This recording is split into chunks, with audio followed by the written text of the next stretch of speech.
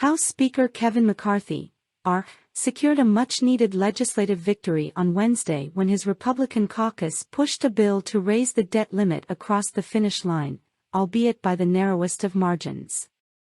But McCarthy won't have much time to celebrate the Limit, Save, Grow Act of 2023's passage, MSNBC opinion writer/editor Hayes Brown writes.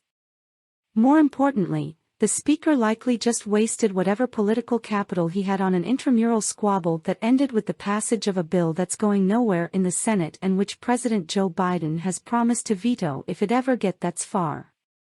Senate Majority Leader Chuck Schumer, Democrat New York, called the bill the Default on America Act, and Biden described it as a MAGA economic agenda that includes spending cuts for working and middle-class folks.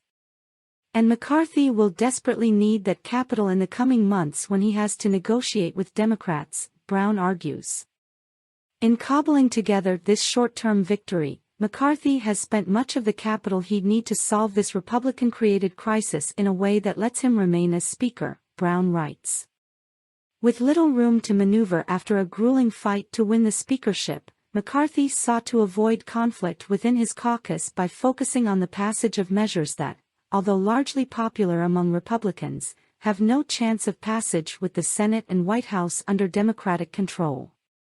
That means that while McCarthy has to feel good after the drama leading up to this moment, the problem is actually far from being solved, Brown writes.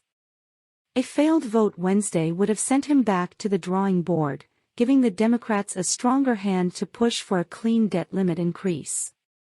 But if anything, the more dangerous phase for him is between now and when the crisis comes to a head, most likely this summer.